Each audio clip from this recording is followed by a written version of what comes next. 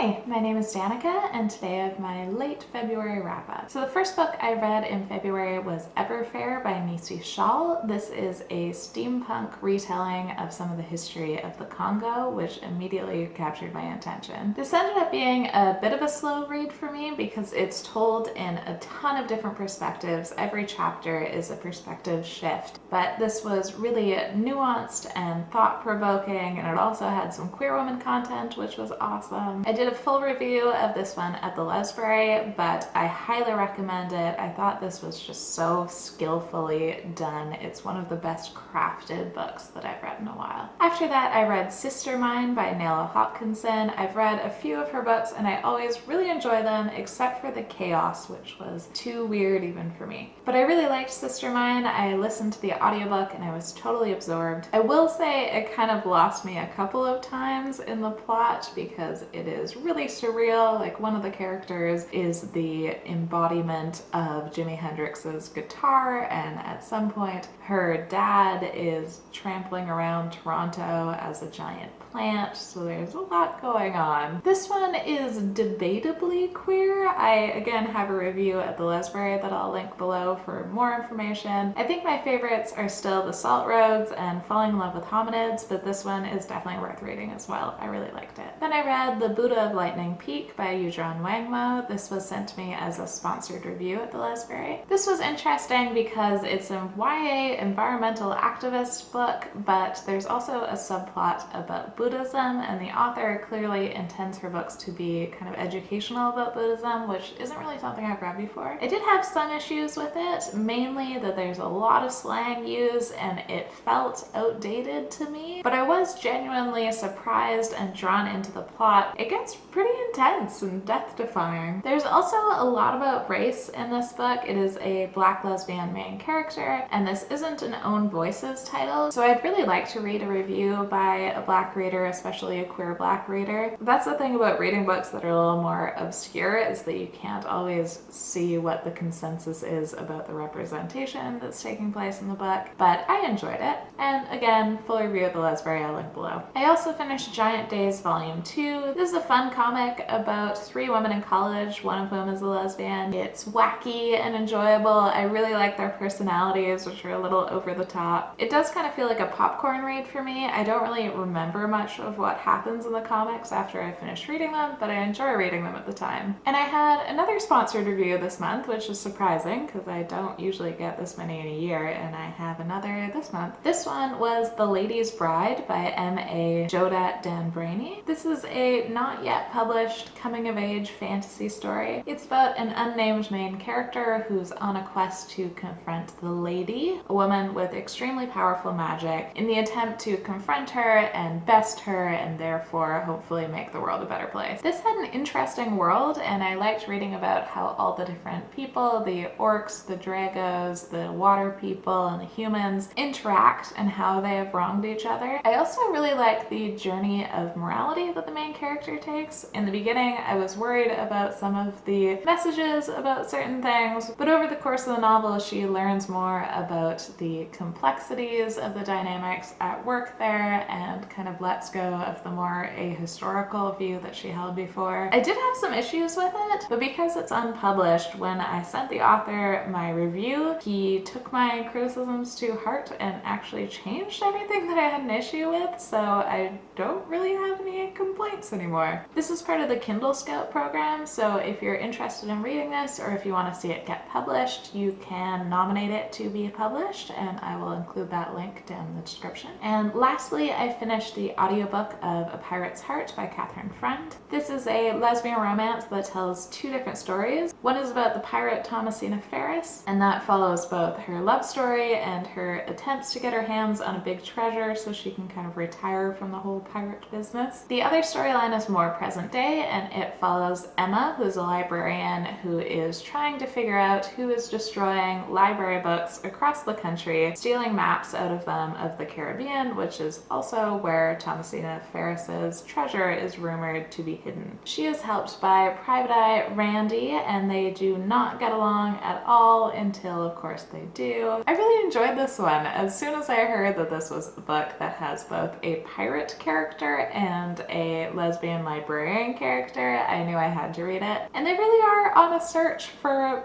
buried pirate treasure. Like, if you're looking for that kind of fun adventure, then I think you'll definitely get it out of this book. I am a little bit conflicted about the present day romance. I don't really know what I think about it at the end. And for Tommy's romance, I was worried a little bit about consent at the beginning, but I think it turned out okay. I think they kind of pulled it off. My only real gripe with this book was the biphobia, because Emma mentions multiple times that her 2 previous exes left her for men, and she repeatedly refers to this as turning them straight. And there's not even an acknowledgement that bisexuality is a thing. Other than that, though, this was really entertaining and engrossing and just what I was looking for from a pirate lesbian slash lesbian romp. It has a cute dog in it. And those are all the books that I read in February. Let me know if you've read any of these and what you thought of them. And if you have a wrap-up video, feel free to link it down below and I'll definitely check it out. And thank you for watching. Bye!